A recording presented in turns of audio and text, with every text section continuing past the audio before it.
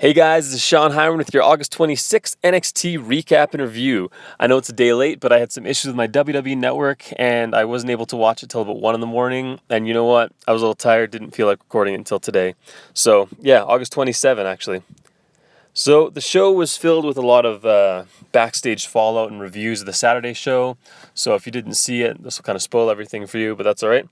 There was a really good one with Bailey and her mom and I think it was her siblings or something. And yeah, that was really good. Very emotional for her.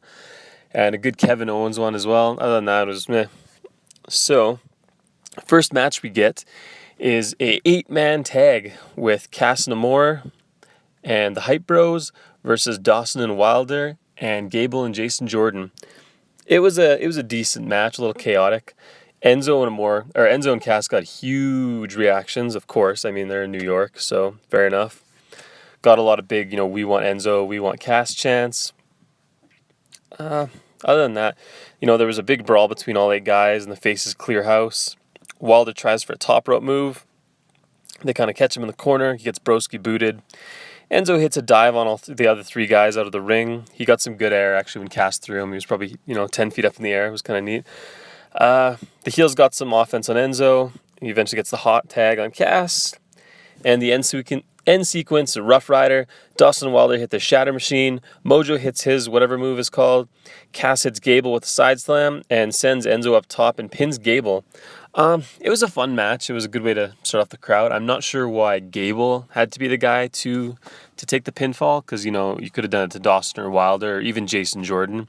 Gable's really hot right now. I don't think they should have pinned him, but whatever. We then get a backstage with William Regal and we find out that Neville is actually entering the Tag Team Classic. So I don't know who his partner is going to be. It's not going to be Graves, but we'll see.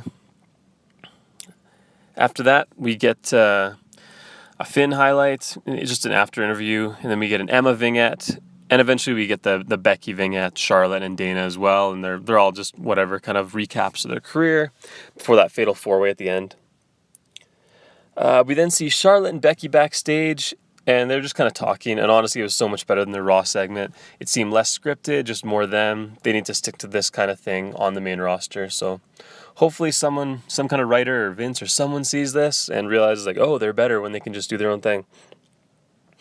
After that, we get Carmella and Eva. Yay. Eva comes up to huge boos, you can't wrestle, that kind of thing. There's some cheers for Carmella, but she's not as over as she should be for being from New York. Carmella can moonwalk, that's kind of neat. And then some We Want Blue Pants chant. It was a very slow match. Eva looked kind of scared, nervous, a little slow, and Carmella's never been great. Eva wins with the Kendrick or the sliced bread number 2, whatever you want to call it. It was a really dry match. Emma and Dana with a backstage segment after that. Dana's still bad at acting.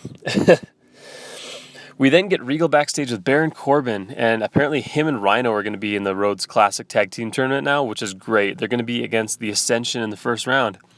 So we're getting a lot of returning guys from the main roster, so which is okay. They need to fill this up. This Tag Team Classic is actually going to shape up to be something really good.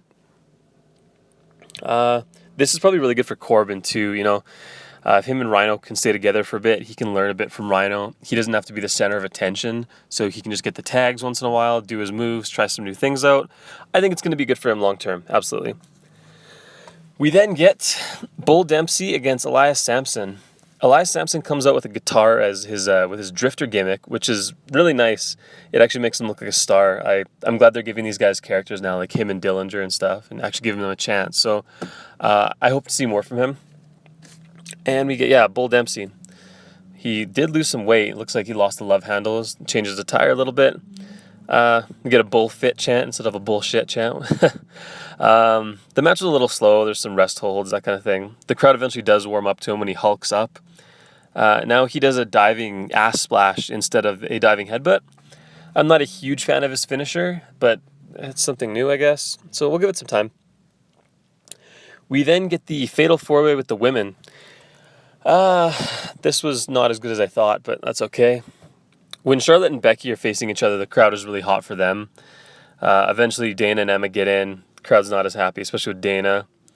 And, there wasn't anything that really stood out in this match, to be honest. Emma won this weird 3 count. She almost looked like it made a mistake or something. Emma ran into the corner and hit Becky and pinned her, and that was it. And everyone kind of looked weird. Uh, so Emma wins. Charlotte spears her. Natural selection at the end and to close. Dana attacks Charlotte. Becky hits Dana. Suplex City chants, double submissions, and Becky and Charlotte to close. It was okay, to be honest. This wasn't my favorite NXT, but it was kind of like the pre-show towards the Saturday. It was in Brooklyn. So, next week we'll start getting our other guys again. We'll see Finn Balor again. We'll see Apollo Crews. We'll see Bailey. So things should pick up next week. Hopefully, we'll see. I will see you guys next Wednesday.